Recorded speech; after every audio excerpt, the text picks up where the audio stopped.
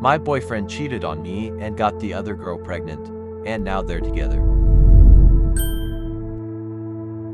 My boyfriend 26M of 3 years cheated on me 28F, and he tried to hide it over and over despite me having proof and confronting him about it. Actually, he was the one who initiated breaking up, but he told me a different reason. And up to this day, he could not face me and own up to how he ended up cheating, and got the bitch pregnant in the process. I never thought I would be cheated on, and this guy had been cheated on badly by his ex-girlfriend before me. At the end of it all, I saw him for what he really is, manipulative in his ways, a pathologic liar, a toxic narcissist and an immature scum of the earth, who will never be satisfied. First, let me tell you about how our relationship was from the get-go. I met him at a time that he was sleeping around and not taking girls seriously, i.e. fuck buddies, flings, FWBs. He did this for about 2 years as a way to cope with his breakup from his ex of 3 years, who cheated on him. His life crashed, he flunked his classes on his 4th year of mechanical engineering but got removed from his program and didn't tell his family that he had to transfer to another degree program up until he graduated. He looked at himself as a lost cause, and then we met in 2017. I was a newly licensed medical doctor at that time, trying to meet people, to widen my circle. We started dating, and he became honest about his past with fuck buddies and how he was a player though he never cheated. He was usually always in it for the thrill and the ego-boosting effect of being a serial dater, likening himself to be Barney Stinson of him. I, on the other hand, didn't have much of a remarkable dating history, where I've only been in almost relationships and one committed relationship before him. I wasn't the type to sleep around too. I just wanted to meet people and try my hand at dating again then, after being in an almost relationship. So I was new territory for him. We hit it off, and he stopped having fuck buddies about a month after he met me. He poured himself onto me, declared that he wanted to deserve me, to be better for me, and that he realized that it's time for him to stop being player because he was falling for me then. And I saw that and truly felt that he did. His family saw the changes in him too, and bugged him to let them meet me, as they wanted to meet the one who made him change his ways. They were intrigued too, with me being a doctor. My boyfriend at that time was still finishing up his last 2 years of college, 7th year in college. 5 months into the time that we were dating, his mom had kidney failure and suddenly died. He was devastated, and for some reason his mom's dying words included me. She told him to court me properly, to finally commit to me, and that she wanted me to be the girl for him. She wanted him to get his shit together and be a good man for me. His mother didn't get to meet me, but as she heard stories about me from him, I guess she became enamored by me. I took her words seriously when my boyfriend told me about it, and from then I stepped up further to be by his side no matter what. I met his whole family for the first time at the wake of his mother, and I felt sorry that I had to meet them at a time that they were devastated, though at the same time they were thrilled to have finally met me. By some twist of fate, our families were actually family friends from the past, and we only knew then our families further got to know each other. My boyfriend and I felt our union was truly fated, and his family became close to me from then on. His grandfather even swore at his mother's burial that he can never cheat on me and whatnot, because it would be a disgrace to his mother's memory. Few months after his mother's death, he spiraled into depression, saying he wanted to give up. There were times that he was clingy with me and wanted me to be around him all the time, and then there were times that he tried to push me away, didn't talk to me for days, and at one point tried to end things with me because he felt too depressed. I tried my best to be with him as much as I could, watched him play basketball after my clinic and hospital duties, went on day trips with him and his family to help him cope with the pain, stayed late at his house on some nights to sleep with him and spend time with him. His love language too, I knew, was receiving gifts and acts of service. So I gave him random gifts every now and then to cheer him up. We got through his phase of depression, even though I admit it was emotionally challenging and felt toxic for me at that time to be treated by him like that. His family also convinced me to stay, and that him losing me might make him bury himself deeper into depression without him knowing it.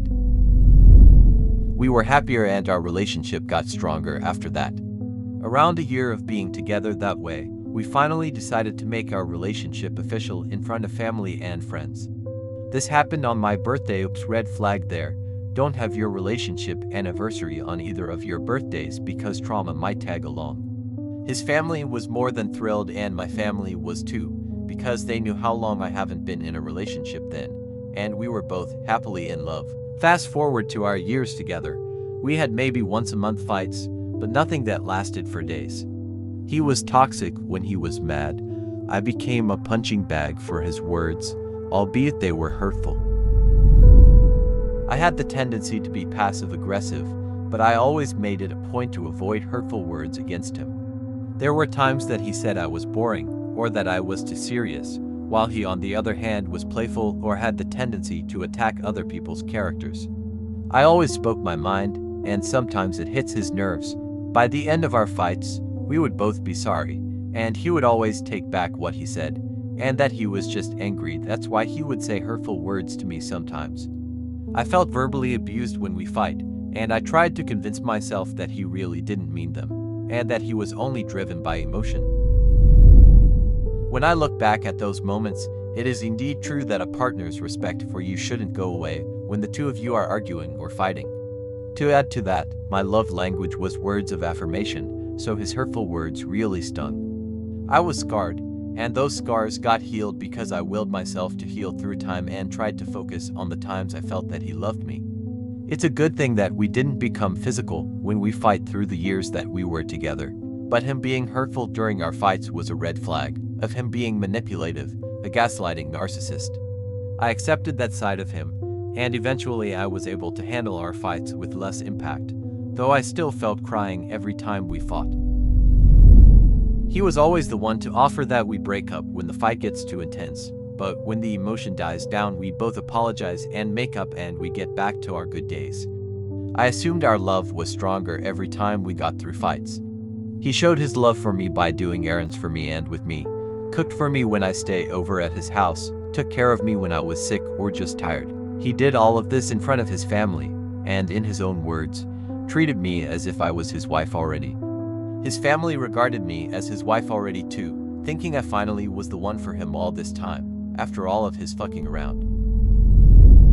He didn't have a job yet, as he was focused on finishing his last year of college. Career-wise, yes, I was ahead of him and there were times that I had to spend more for the both of us and he was aware of this too. His family and friends told him he was lucky to have me, and that he hit the jackpot, the loving girlfriend with financial and mental stability.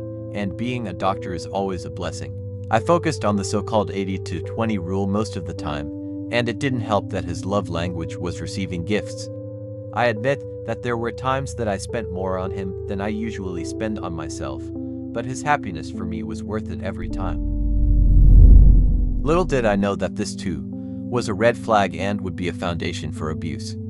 I loved the way he cared for me, and with what little money he did have, he did shower me with gifts too, even though I rarely ask him to buy me stuff, because I tend to buy things on my own instead. He even bought me a stethoscope and some other luxury items. We shared trinkets and charms, matching St. Jude pendants we had blessed at his mother's funeral. He gave me a promise ring, too. We wrote love letters for each other, lots of them. He went on surprise visits when I would be on hospital duty. We were each other's first thoughts in everything that we did. Or so I thought. Our relationship continued to flourish emotionally, and the sex was great too. Sex was great to the point that if I were to end up pregnant with him, both of our families greatly looked forward to it. However, we decided to be on the safe side, and I put myself on birth control consistently so that we would be safe every time, with or without a condom. Disclaimer: during his life as a fuckboy, he did practice safe sex. He dreamed of having a baby with me though, and he told me himself that if it were to come despite us being careful, he would be more than happy to have that life with me. I looked forward to having a baby with him too, but I knew he still had other dreams, to finish his double degree and to be able to focus on building his career as a soon-to-be engineer. And that was the reason that we decided to be careful, but at the same time we enjoyed sex. Fast forward to early this year around January, so by this time we've been together for 2 years. I randomly viewed his Instagram profile and see a picture with him tagged. I saw him sitting with a girl and her family in a sort of romantic cutesy pose. I was shocked and tried to search the girl's profile, which was on private. He wasn't replying to my messages at that time because he was at a basketball game. I tried to contact his sister if they knew who the girl was, and she was shocked and didn't know the girl. She advised me to talk it out with him and confront him. I confronted him about it calmly, and I asked who the girl was. He denied having any relationship with her, and that he was just invited by his friend to pose with her because she didn't have a partner. That they were just friends. He was sorry and I forgave him. But at the same time, I reminded him that in the presence of other people he should act like he has a girlfriend, even if he doesn't know a picture of him will be posted for people to see. And that if he cheats on me, I would leave him then and there. And he reassured me over and over. His sister talked to him after that and he reassured his family too that he wouldn't do that to me, because in his own words, I loved him at his lowest point and that he loved me so much. I gave him the benefit of the doubt too because I knew that he knew the feeling of being cheated on with what his ex-GF did to him. And I emphasized that to him too, so as to set my boundaries further. But I never forgot the girl's name and I kept tabs on her afterwards. Our relationship went on normally after that. There were times that I tried to search the girl through Facebook, but I couldn't find her, maybe because of privacy settings, or so I thought. One day in June, I don't know what cosmic power drove me to look at my privacy settings and my list of blocked people on Facebook. And lo and behold, I saw the girl's name on my blocked list. I unblocked her and saw her Facebook profile, and saw my BF liking some of her posts and photos. There were no provocative photos, and some interactions looked friendly, not flirty, so I assumed they were really just friends. But what threw me off was I don't remember blocking her. How could I block her if technically I didn't know her? I just happened to keep tabs on her after my suspicion back in January. Again, I confronted my BF about it. I told him how I wondered why the girl ended up on my block list, and that it felt weird to me and looked like a glitch of some sort. He became defensive and turned the tables on me, that it looks like I don't trust him anymore despite him denying their connection. I took his word for it and we left it at that, with us sealing our argument with "I love you" over and over.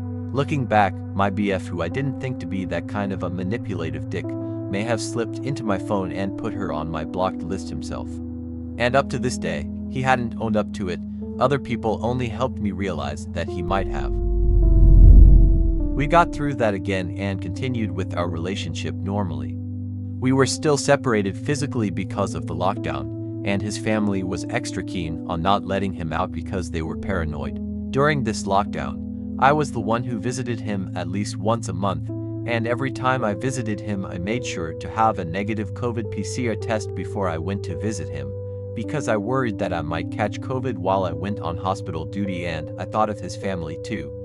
We only spent quick times together, about 15 to 30 minutes together, and we couldn't even hold hands. We couldn't kiss.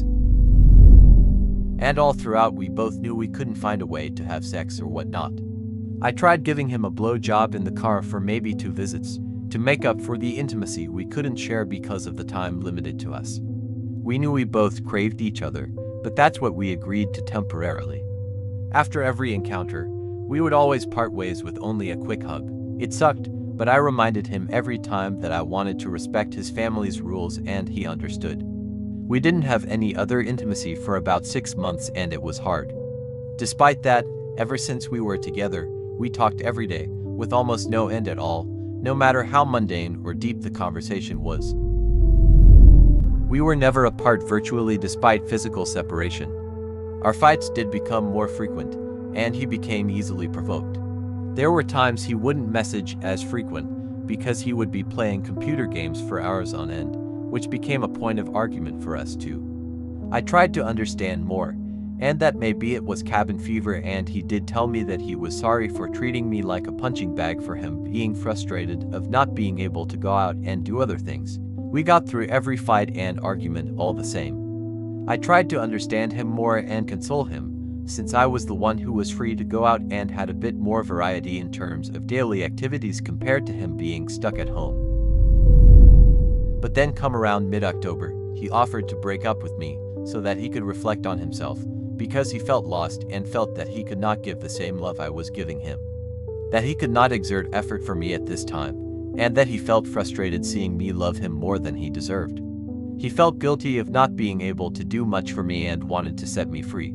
I felt lost because it was so sudden, and that I didn't even complain about our setup during the lockdown, even though the effort did come mostly from me for us to be able to work during this time. I loved him so much that it didn't matter to me, and I told him that, but for him it mattered, or so I thought. He said it was better that way, instead of us continuing this way, and we might end up hating each other eventually. I felt so confused after, and I didn't know what I had done wrong, even though I reassured him that our situation was temporary and there was nothing wrong with his efforts with me. I 80-20 rule again. During our time apart, I talked to his sister, whom I was close to, and told her to take care of him for me, that he may be suffering from cabin fever, and that he is suffering mentally due to the strain of the lockdown. I was so worried about him, and in my heart I hoped we would be able to get through it and eventually get back together when the situation improves and when he gets to feel better about himself. His sister, on the other hand, had a weird gut feeling that the breakup was too sudden, and she tried to pry him to get to the bottom of our breakup. His other family members were so shocked too, and all of them ended up crying, because for them they really saw us together until the end. They tried to ask him why, but he couldn't answer them fully. They just saw him depressed at home and avoided talking about what happened. Weeks passed and I was still so devastated, crying every day even while on duty at the hospital, trying to figure out what went wrong between us, with my coworkers seeing me trying to keep it together every time. Come November, his sister messages me and told me that she was able to get the truth out of my BF. She was so in shock, so angry and sad at the same time. My BF confessed to having a one-night stand around the end of July or early August. He could not recall the date. WTF with the girl I suspected since January, who allegedly drove to their house during lockdown after a fallout with her boyfriend, and got my BF to sneak out of the house during the wee hours of the morning, and had car sex and went home acting like nothing happened. Mind you, my BF is a night owl and he sleeps at around 5 or 6 a.m. after hours of playing computer games. And it was always a habit of him to say good night, I love you to me around that time, and he never fails to do so. And he was dropped off by the girl around that time when that happened.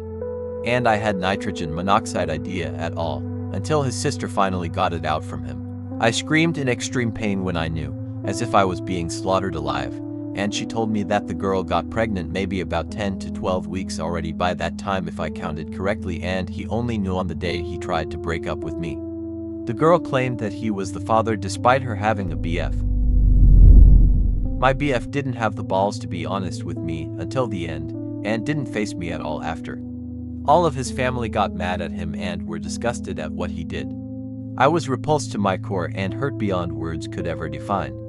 The day after that I couldn't go to work, and I immediately packed all the things that he gave me, every little thing, and drove to their house to drop them all off, without showing myself to him and his family. Because they said they couldn't face me. They didn't push him to face me either, because we might only hurt each other, and I hated them for that. Because I deserved the truth and a proper goodbye closure for him to own up to his mistakes, but instead they tolerated his cowardice. And you know what they did? That day they brought my BF to the girl's house for him to assure the girl's parents that he would take full responsibility for the child.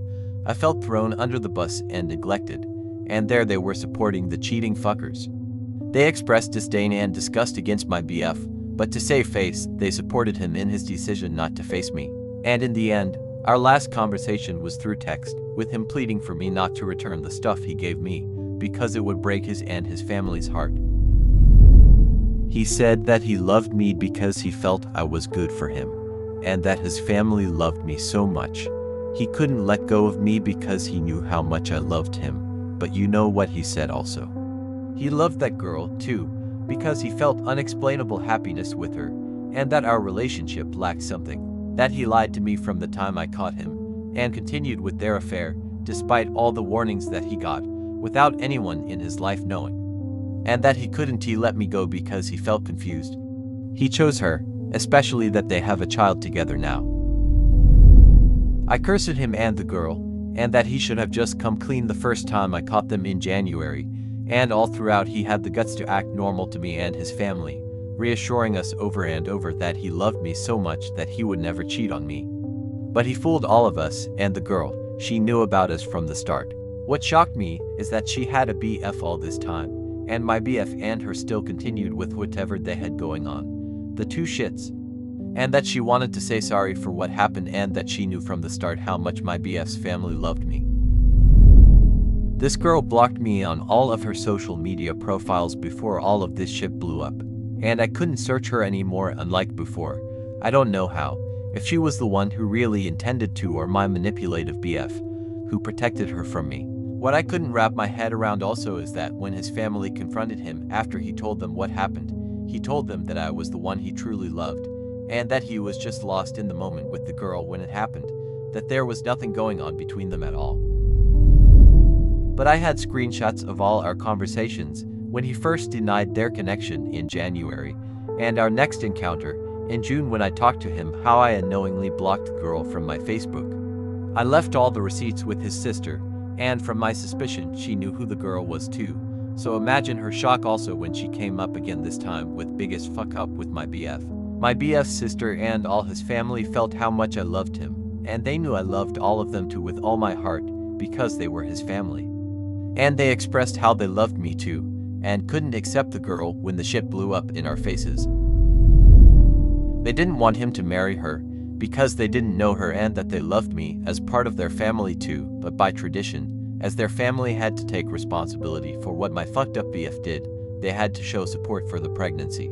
And it kills me every day for having to walk away from all of them, seeing them try to save face and support the bitch and to be thrown away by the one that I loved. Thinking that all this time he had been loving me truly, when in truth he is the worst kind of man any woman could encounter, with how he was deliberate in lying and manipulating his way out, despite being caught and being given the chance to be honest.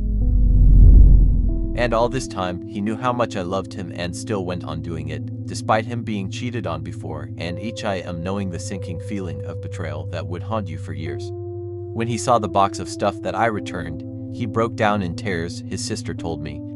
He texted me afterward, asking me why I still decided to return the things he gave me, especially his letters to me and the stethoscope, which had a keychain of both our names on it. I didn't want to have any trace of him left with me, and I'm the sentimental type who keeps everything. It hurt like hell to do it, but I felt too repulsed by his memories, no matter how good they were. It felt a little good too, because I wanted to be free of him, and I don't want to remember him at all. Up to this day I cry every day, even though people tell me I was lucky to have dodged that bullet, and was not the one who ended up pregnant with such a despicable person who I thought I knew. They tell me that karma is waiting for the girl and my BF to comfort me. I hope so too, but I know I shouldn't think that way. I try to act normally, especially that I have to go on with my life, to go on hospital duty over and over. My colleagues are a big help to me right now, and I told them my story too, and help me get through my trauma each day, listening to me and comforting me every time I break down despite being on duty as a doctor. I reconnected with friends who have been through similar stuff, and they are helping me get through this too. I feel bad for cursing him and the girl, but uttering those words were the worst I was able to do, no matter how much I wanted to hurt them, just to show them the immense pain they had caused.